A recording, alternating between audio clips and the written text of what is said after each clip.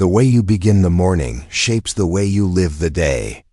If you wake up and immediately reach for your phone, scrolling through noise and comparison, you hand your peace away. But if you wake up with stillness and awareness, you take your power back. This is morning reflection, the Stoic ritual of beginning the day with intention. Marcus Aurelius wrote, "When you arise in the morning, tell yourself, 'Today I shall meet people who are meddling and ungrateful. They are like this because they cannot tell good from evil. But I will not be harmed by them.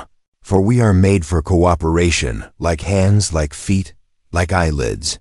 Marcus began each day with acceptance, knowing difficulty is part of being human. He chose calm over anger, compassion over judgment, and that choice made him free. Seneca wrote, "Each day is a separate life. So begin each day as if it were a complete lifetime, with purpose, gratitude, and clarity." "Let us rise ready for the struggle," he said, "for the day demands effort from every man." The Stoic does not hope for an easy morning. He trains for a strong one. Epictetus taught, "What is the task of the day? To practice virtue, not to avoid problems, but to face them with character." From the moment you awake, remind yourself of what is in your control and what is not. This simple separation is the foundation of a peaceful morning. How to practice morning reflection. Step 1. Breathe and awaken. Before reaching for your phone, take 3 deep breaths. Feel life return. Step 2. Set intention. Ask yourself, what kind of person will I be today? Will I choose patience? Will I choose kindness? Will I choose courage? Step 3. Visualize challenge. Imagine small difficulties, delays, rudeness, setbacks. Then remind yourself, I can respond with calm and reason. Step 4. Affirm control. Say quietly, today I will not let external things control my peace. The Stoic morning is not about silence, it's about sovereignty. Marcus Aurelius wrote, "At dawn, when you wake unwillingly, have this thought ready. I rise to do the work of a human being." Every sunrise is a gift, a chance to begin again with virtue. The world may be noisy, unfair, uncertain, but within you, there can be order. Tomorrow morning, before the world demands your attention, take 1 minute for stillness. Remind yourself, I will meet challenges today, but I can choose how to meet them. As the sun rises, let gratitude rise with it. Because no matter what the day brings, you have already won if you begin with peace. Every day, the world throws challenges at us, insults, losses, disappointments, delays. And every day we have a choice, to be ruled by emotion or guided by reason. The Stoics called this the discipline of perception, the art of seeing things as they truly are. Epictetus taught that nothing outside the mind can harm us unless we allow it to. It's not what happens to you, but how you react to it that matters. When someone offends you, they cannot touch your peace, only your opinion can. When something happens, he said, don't say, this is bad. Say instead, this is indifferent. Then ask yourself, can I use it for virtue? This was not denial, it was discipline. The Stoic mind filters every event through reason, removing emotion until only truth remains. Marcus Aurelius practiced this daily. If you are distressed by anything external, he wrote, the pain is not due to the thing itself, but to your estimate of it, and this you can revoke. When faced with hardship, he asked, what is this really? Is it within my control? Can I respond with virtue instead of complaint? Marcus believed the mind is a fortress, strong enough to withstand anything. The soul becomes dyed with the color of its thoughts, so choose your colors wisely. Seneca warned that we often make our misfortunes heavier by how we look at them. We suffer more often in imagination than in reality. To Seneca, the disciplined mind does not panic because it sees clearly. A wise man does not grieve for what he has not, but rejoices in what he has. Clarity breeds calm, and calm gives birth to wisdom. How to practice the discipline of perception. Step 1. Pause. When emotion rises, stop before reacting. Take one deep breath. Say silently, "This is just perception." Step 2. Label what you see. Describe events without judgment. Not, "This is terrible," but "This is change." Not, "He betrayed me, but he acted according to his nature." Step 3. Ask what's in your control. Your thoughts, actions, and character. Everything else is external. Step 4. Reframe with virtue. How can I respond with wisdom, courage, justice, or temperance? Turn irritation into patience. Turn fear into understanding. The world remains the same, but your view of it transforms. Epictetus said, "Men are disturbed not by things, but by the view they take of things." When you master perception, you no longer live as a victim of circumstance. The Stoic does not pretend the world is easy. He simply refuses to see it through emotion. Next time something shakes you, pause, breathe, and look again. See it as a Stoic would, not as a tragedy, but as a lesson. Marcus Aurelius wrote, "Objective judgment, unselfish action, willing acceptance of all external events. That is all you need." When perception becomes clear, peace follows like sunlight breaking through clouds. The world didn't change, only the way you see it did. Close your eyes and imagine yourself rising slowly above the earth. At first, you see your room, your home, your street, familiar, small, quiet. You rise higher, your city becomes a cluster of lights, your world begins to shrink. Mountains flatten, rivers twist like silver veins, clouds drift beneath you. Soon, the whole earth lies below, alive, breathing, spinning in silence. From here, all things look different. Your problems, your pride, your pain, so small, so brief. Marcus Aurelius practiced this meditation often. He wrote, "Look down from above on the countless gatherings and ceremonies, on the markets and the armies. See how small and transitory they are. Every triumph, every insult, every loss, all of it fades." To Marcus, this practice was medicine for the ego. When anger or despair grew, he lifted his mind upward until peace returned. He said, "All things are woven together, and your life is part of the fabric of the universe. From above, you realize you are not the center, but a part of something vast and beautiful." Seneca wrote, "We suffer more in imagination than in reality. Much of our pain comes from forgetting how small our troubles are." No storm lasts forever. Even the darkest clouds must give way to light. When you rise above, your anxiety shrinks and your wisdom expands. Epictetus taught that the soul must learn to look at life as a traveler, not an owner. "You are a little soul carrying around a corpse," he said. "Your body, your possessions, your fame, they are only temporary vehicles." From above, the illusion of control dissolves. Kings and beggars are equal in the eyes of time. How to practice the view from above. Step 1. Rise. Visualize yourself lifting above your body. See your home, your city, your country. Step 2. Expand. See the earth as a glowing sphere floating in space. See billions of lives below, each with dreams, fears, and loves like yours. Step 3. Reflect. Ask, what truly matters in this vastness? Will this worry still matter in a year, in a century? Step 4. Return. Come back to your body. Carry this calm perspective into your day. From above, everything changes, yet your peace remains. Marcus Aurelius said, "The universe is change. Life is opinion." The Stoic sees beyond the illusion of self. We are threads in a greater pattern.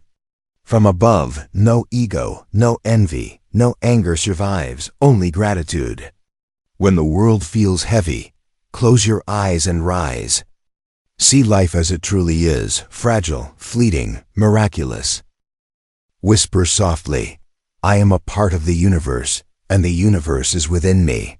Let that vision carry you, clear and calm, through every storm below.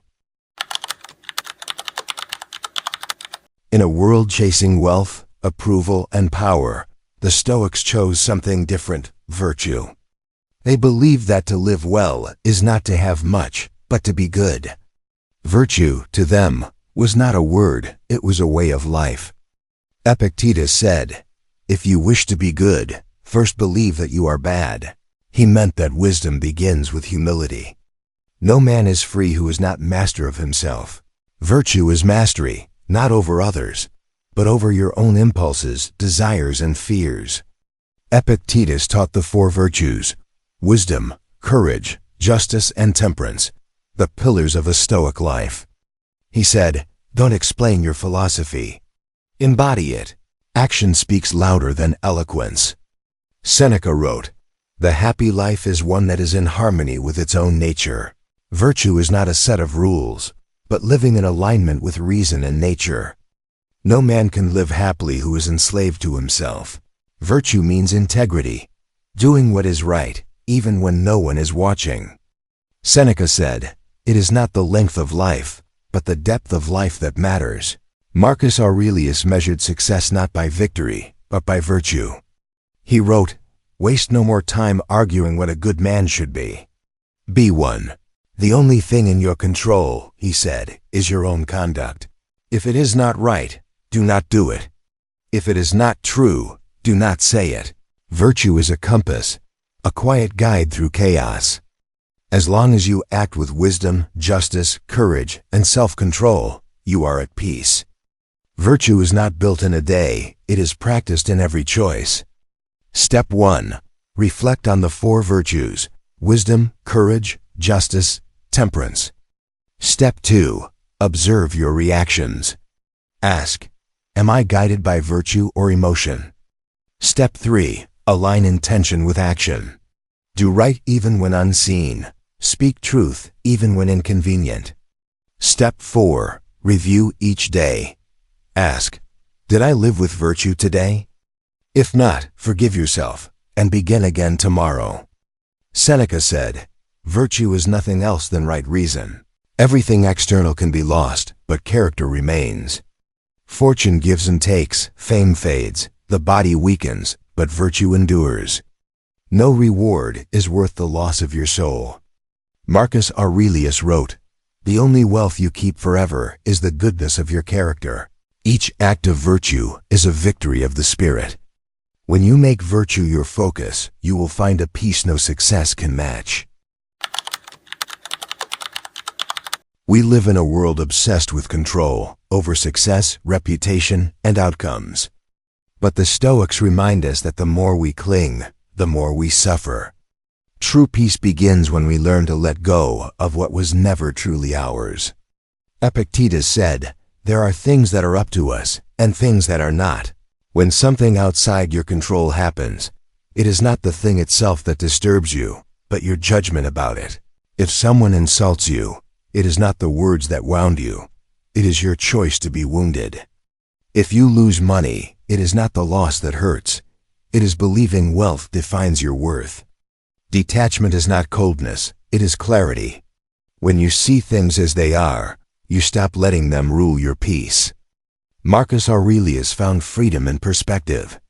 He wrote, "If you are pained by external things, it is not they that disturb you, but your judgment of them. And it is in your power to wipe out that judgment now." He saw fame, fortune, and even life itself as fleeting, dust in the hands of time. All that you see will soon perish. Think of how many have stood on this ground and are now gone. Detachment for Marcus was acceptance of impermanence. Seneca taught that the wise man is not dependent on luck because his happiness comes from within.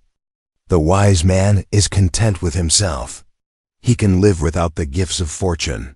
External things, wealth, praise, possessions, are temporary guests. Welcome them, but be ready to let them go. What difference does it make how much is laid away in a man's safe or in his heart? True security is not in what you hold, but in what you can release. How to practice detachment from externals. Step 1. Observe your attachments. Ask, what am I afraid to lose? Step 2. Remember impermanence.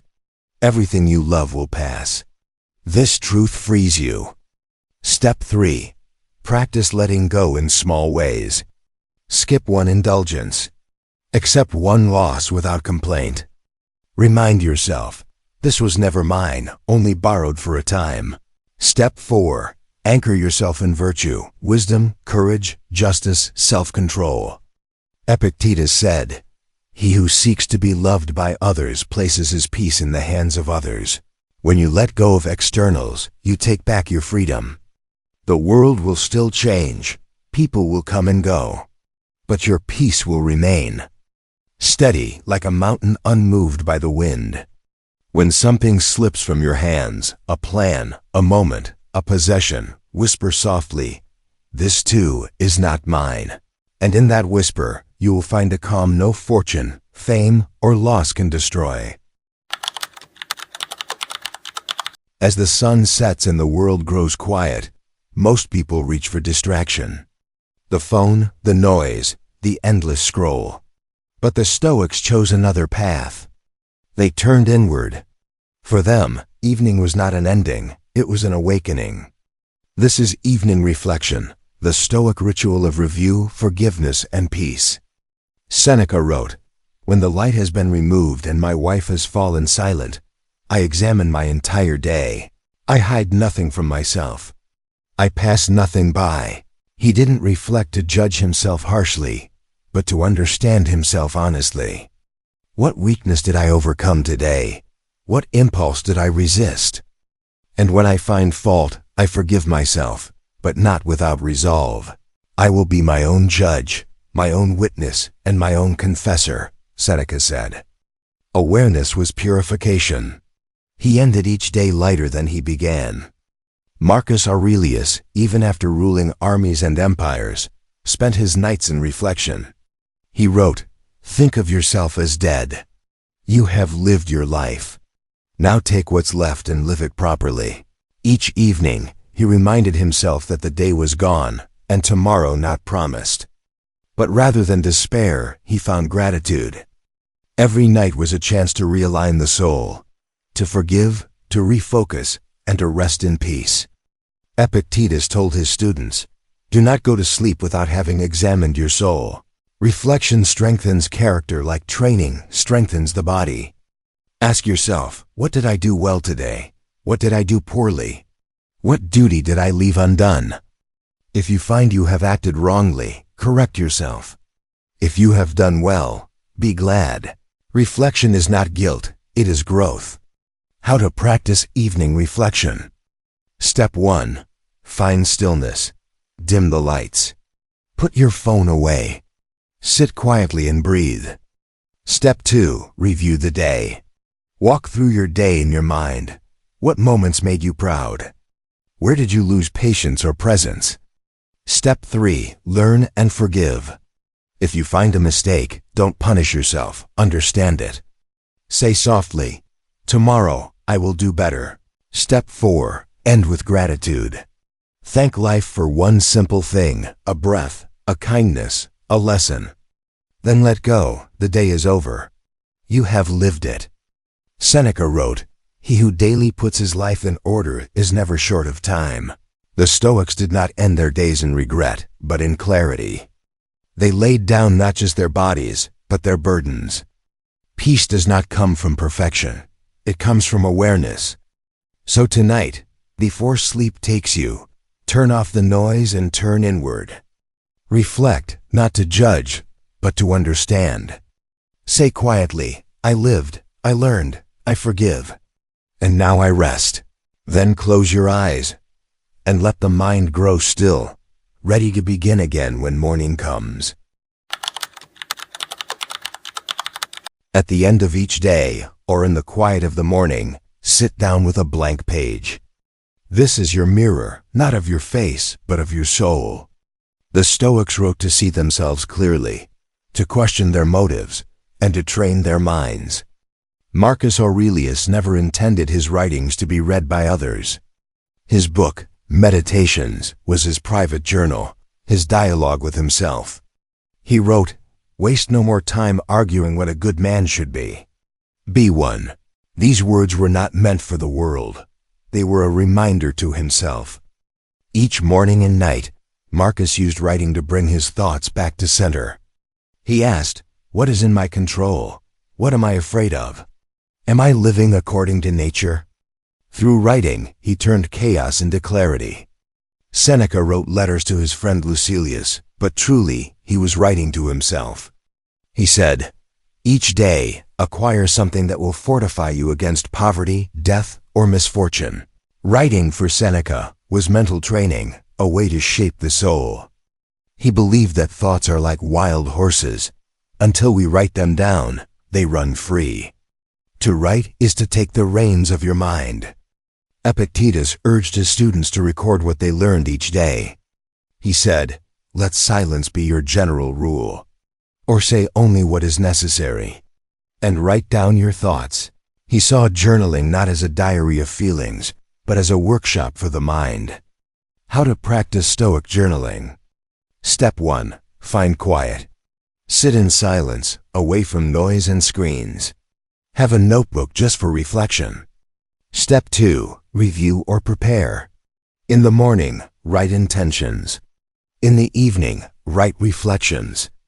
Ask, what kind of person do I want to be today? Or what did I do well? What could I do better? Step 3. Write simply and honestly. Don't perform for anyone. Write as if no one will read it. Step 4. End with wisdom. Finish each entry with a Stoic reminder. Say, "I cannot control others, but I can control myself," or "Virtue is my only true wealth." These phrases become anchors for the mind. Seneca said, "When we write, we teach ourselves." Marcus wrote not to impress the world, but to improve his own soul. Epictetus said philosophy is not for show, it is for living.